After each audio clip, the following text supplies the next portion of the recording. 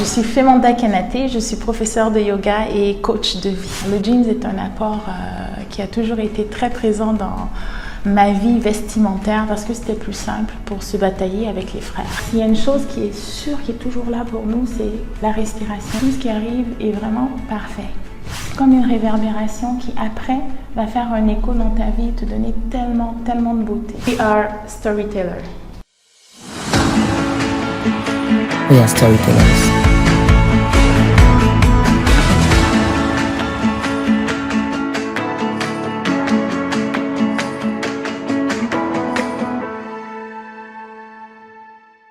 Je suis Femanda Kanate, je suis professeure de yoga et coach de vie.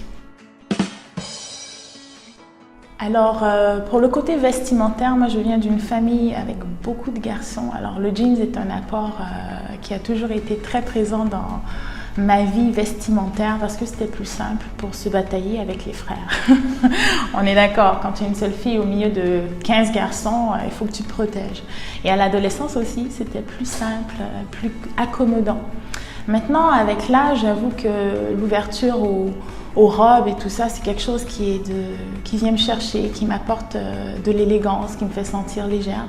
Et c'est plus du tout dans un rapport de petite fille, parce que plus jeune, c'était plutôt cette histoire de petite fille. On voulait être dur devant les frères et les oncles aussi. Donc oui, pour moi, le vêtement, c'est quelque chose qui m'enveloppe, qui me couvre et qui identifie, auquel je vais identifier ma force, ma capacité à être en protection. C'est vraiment quelque chose qui me rapporte une certaine sécurité. Les pantalons ont cette attribution masculine qui fait que quand tu te présentes en tant que femme, en tant que coach, que tu dois coacher des hommes ou des femmes des fois plus âgées ou plus, disons, importantes socialement ou reconnues, l'apport du pantalon, ça fait cette identité de respect en quelque part. Une jupe peut toujours, malheureusement, on est là, la jupe peut toujours avoir une connotation autre qui pourrait ne pas être celle qu'on désire dans certains cadres. C'est bien dommage, mais c'est encore comme ça. Et oui, quand j'arrive en pantalon, il y a des choses qui ne vont pas être véhiculées que si j'arrivais en jupe. Voilà. Et en ce qui concerne le monde du yoga, ça aurait été très bien de pouvoir se mettre en jupe ou en muruba comme on fait ici en Afrique, mais c'est pas encore possible. Mais je pense qu'à revenir à la tradition indienne, ça devrait pouvoir être possible très bientôt. Que les gens se sentent confortables à porter des choses beaucoup plus légères, beaucoup moins moulantes. Dans les traditions, ce n'était pas du tout des tenues moulantes comme ce qu'on voit aujourd'hui. Donc oui, en quelque part, il y a une certaine bataille, une certaine distinction ou recherche à faire de qu'est-ce que j'ai envie de montrer ou comment est-ce que, dans la pratique, quelle est l'importance de ce tissu-là que je vais porter. Ça va paraître cliché, hein, mais ça va être de bouger. Et sérieusement, des fois, c'est pas de faire de yoga. Des fois, ça va me faire énormément de bien, mais des fois, ça va être de partir sous la pluie, sauter, danser, parce que, à vrai dire, j'ai pas envie de cette structure que le yoga propose. J'ai envie de quelque chose de plus fluide, de plus naturel, disons, et de surtout pas cérébral. Et donc, de pouvoir respirer, sauter, courir avec les enfants, faire une course, le mouvement qui va souvent suivre un moment de silence.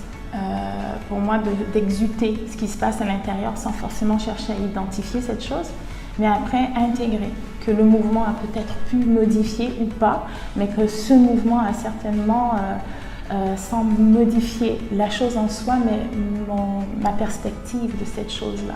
Donc après avoir eu la capacité de faire un mouvement, je vais souvent m'atteler à un petit moment de silence. Ça va être mes deux outils en principal. Puis manger. Manger, c'est toujours bien.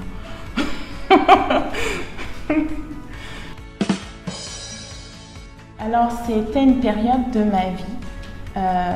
Vraiment, le début de la vingtaine, on finit les études. On se demande beaucoup trop qui on est, on ne sait pas. On commence à s'intégrer dans la société.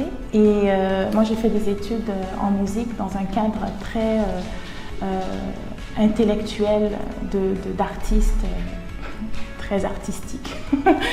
Et j'étais un peu la bête noire, au sens propre comme au sens figuré. Et donc, Quelques années après 7 ans d'études, je me suis retrouvée à prendre un café avec une élève qui était, pas une élève, mais une élève de ma génération à l'école.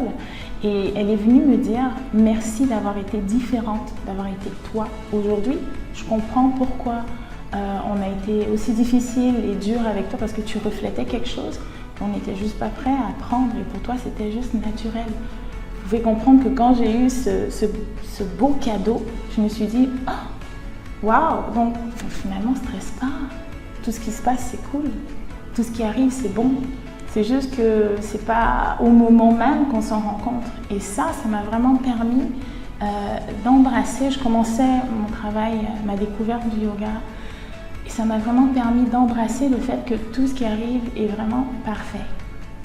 Et même quand c'est le plus difficile, tu te dis « Ah, c'est vraiment parfait » parce que c'est comme une réverbération qui, après, va faire un écho dans ta vie et te donner tellement, tellement de beauté.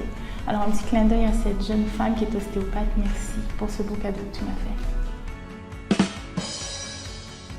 Choisis, entre, exprime et assume.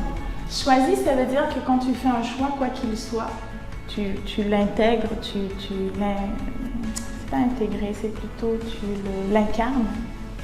Et dans le fait de l'incarner, ben, tu dois l'exprimer. Parce que c'est au bout de cette expression que tu pourras assumer si ça te convient ou pas. Et vu que ça a été une citation comme ça, je pense qu'il y avait aussi inspire. Parce que l'inspiration, c'est la seule chose qui nous stabilise. On peut arrêter plein de trucs, manger, dormir, regarder, bouger, même respirer. Quand on arrête, c'est fini. Alors, s'il y a une chose qui est sûre, qui est toujours là pour nous, c'est la respiration. Et l'inspiration, c'est le fait de prendre de l'extérieur pour se nourrir. Alors, inspire. We are storytellers.